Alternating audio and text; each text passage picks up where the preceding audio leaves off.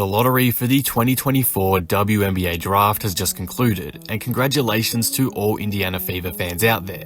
You officially have the #1 pick for the second year in a row, and it's for arguably one of the greatest draft classes in recent history.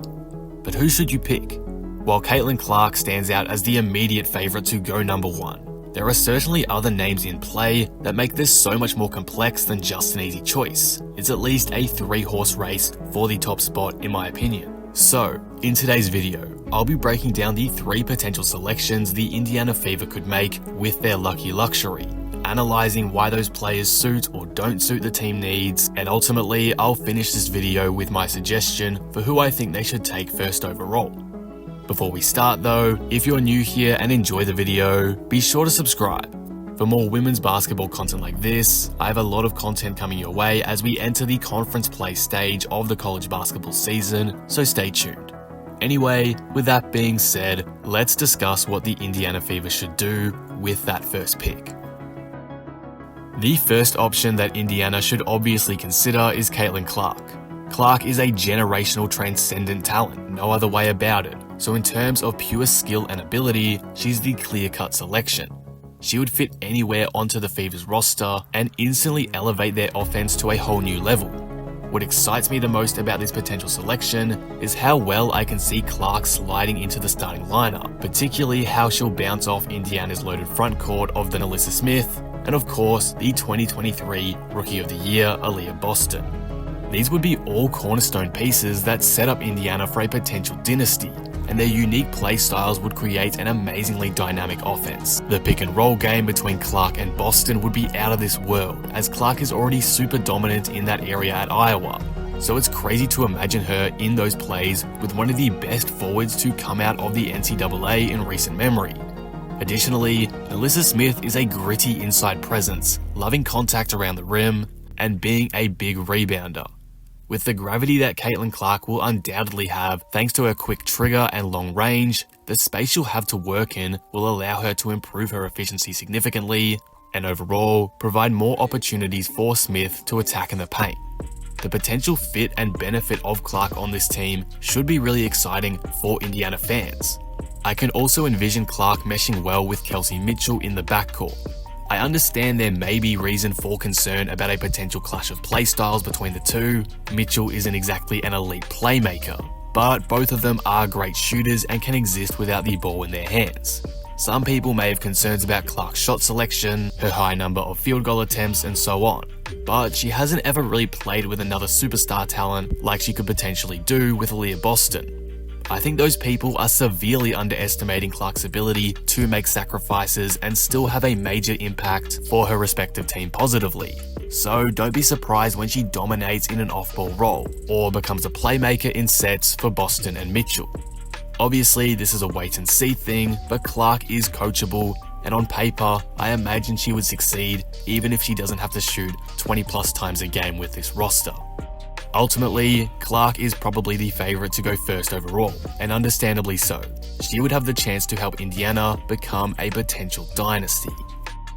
With that said though, I wouldn't call Clark the only option here, because if Paige Bueckers is to declare for the draft and not worry about a redshirt 5th season at UConn, she could very easily sneak up on Clark and jump her for the #1 spot. I mean, just a couple years ago, Paige was the clear #1 choice, and even now, she's still one of the best players in the country, probably top 2 in my opinion. Just today, she scored 26 points on the #24 ranked UNC, shooting 11 for 14 from the field. That's ridiculous efficiency. Indiana would be dumb to not consider her, because I think out of anyone in this draft class, Paige's game transitions to the pro level the smoothest. Her playmaking and basketball IQ is incredibly valuable in the WNBA, and of course her shooting talent makes her a versatile weapon to have in the offensive arsenal. Additionally, she's a fantastic defender, low-key one of the best guards in the country on that end, so she'd be an all-around good fit for what has recently been a very defensively minded team in Indiana. What enables Paige to potentially be such an instant star on Indiana is her maturity and leadership she's displayed at UConn, and you really want to see all those things from a rookie, especially in the WNBA, which is a notoriously cruel league where the player turnover is quite high. Through UConn's struggles and injury hardships, Bueckers has prevailed through it all with a great mentality, and I think that's a huge tick for WNBA teams. Specifically for Indiana, Paige's versatility offensively makes her a seamless fit into the starting lineup, at least on paper. The two-man game with her and Boston is exciting, particularly the idea of DHOs from the high post or pick and rolls out top. Those two combined is such a dangerous proposition, and one I'd really like to see come to life. Paige's playmaking makes her an intriguing fit with Kelsey Mitchell too, so I can see her being utilised as the primary ball handler and the main trigger for set plays in the half court. Overall, Paige's versatile skill set and in particular, her brilliant playmaking abilities makes her appear as a seamless fit on this Indiana roster. Her IQ can enable her to start immediately, and with some incredible young talents already on the fever, adding Bueckers is certainly an exciting proposition. Lastly, while I do not expect this player to go first overall, she's absolutely a dark horse in the race, and that's Cameron Brink. Brink is having an outstanding senior season at Stanford, quietly making them a serious national championship threat, with superb numbers of 19 points, 11 rebounds, and almost 3.5 blocks per game. Brink is a winning player, and as a versatile and mobile athlete for her height, she presents so many possibilities for the team that drafts her. Her defensive presence will be amazing at the WNBA level, and with some added strength as she develops, she'll be a serious inside threat on both sides of the floor. She can get out in transition, set up well on the half court, and even has shot the ball well from deep this year, almost 42% from three-point range. Though, to be fair, that is on just one attempt per game. Do Indiana need another frontcourt piece? No, probably not, so I will say her selection as the first pick is very unlikely. But Brink is an insane talent and has a rare set of physical tools that in many other draft classes would make her the clear number 1 or number 2 pick. So she has to be considered at least a little bit. Just thinking of how dominant that front court of Boston and her would be is wild, even if it's just a fun hypothetical. But overall, what should Indiana do with this first pick? Who should they draft? As of right now, it's hard to go past Caitlin Clark. She's a generational talent with the scoring ability you rarely see out of any prospect in the WNBA's history. We truly haven't really seen anything like her before. However, I do think Paige can be molded into anything Indiana wants and can be smoothly integrated into Indiana's starting 5. I genuinely can't think of a single clash she could create. Whereas for Clark, I think initially there may be some things that they need to iron out if her backcourt pairing of Kelsey Mitchell is to remain. It's a tough decision for sure, and not one I imagine Indiana will take lightly. But in my eyes, they probably should go with Clark.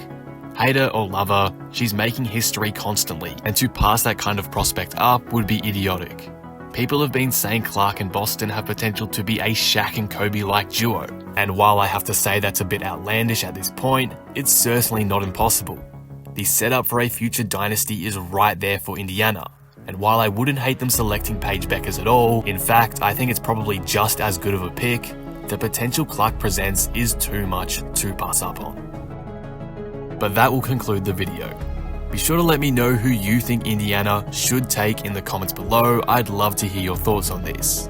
If you made it this far, you must have enjoyed this video, so be sure to like the video and subscribe for more women's basketball content like this. Anyway, with that being said, I will see you in the next one. Thanks for watching.